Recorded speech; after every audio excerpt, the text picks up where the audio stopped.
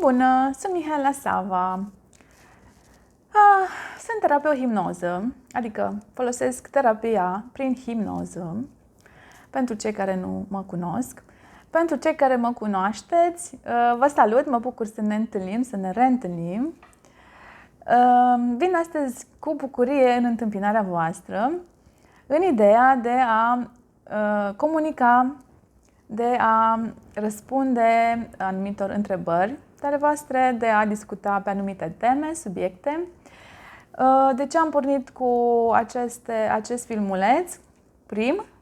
Vor urma și altele, pentru că am primit tot felul de întrebări, primesc tot felul de întrebări, am tot felul de discuții, atât cu clienții mei în sesiuni, înainte de sesiuni, cât și cu oameni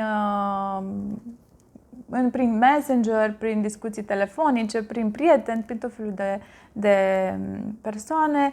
Am tot felul de discuții pe tema hipnozei, pe tema dezvoltării personale, pe tema dezvoltării spirituale, pe tema psihologiei, pe tema universului, a spiritului, a tot ce vreți voi. Ca atare am zis, ok, dacă tot sunt atât de multe discuții și zi de zi mă întâlnesc cu oameni și cu tot felul de perspective, pentru că și eu ascult pe cel din fața mea și îmi place foarte mult când întâlnesc cu oameni care au noi perspective, noi idei, altele decât ale mele.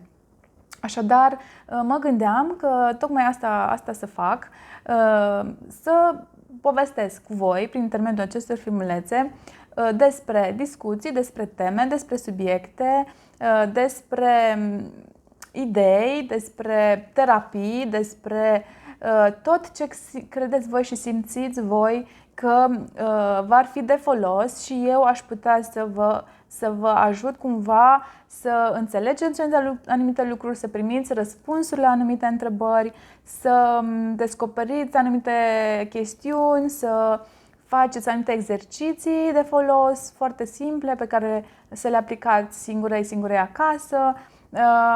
Poate să conștientizați alte lucruri. Așadar,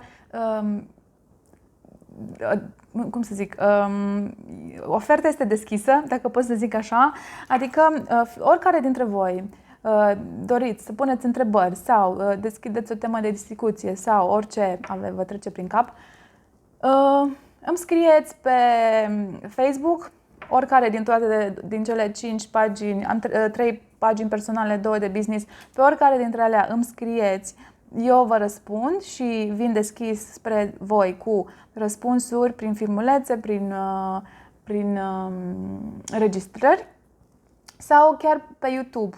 Când vedeți o înregistrare, o înregistrare asta scurtă, gen emisiune, cum se numește, scrieți sub întrebări, nelămuriri, dileme, iar eu o să vin cu lămuriri, răspunsuri. Pe de altă parte, îmi propun, sper să și ajung cu timpul, să fac măcar o dată pe săptămână, să facem împreună o întâlnire online, deschis, cu teme de discuție interesante, iar să dezbatem anumite lucruri, să vă răspund la anumite lucruri, să vă ascult sau să împărtășim alte aspecte, alte lucruri.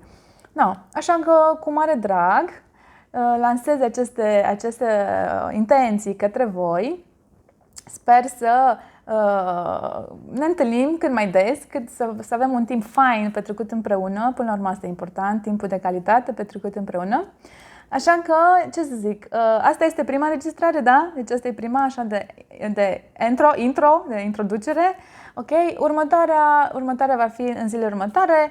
Până atunci aștept teme, subiecte de discuție, ce vă frământă, ce ați dori să discutăm în următoarea, să vă răspund, să discutăm în următoarea înregistrare. Vă pup, seară faină, weekend fain și ne vedem. Ciao, ciao!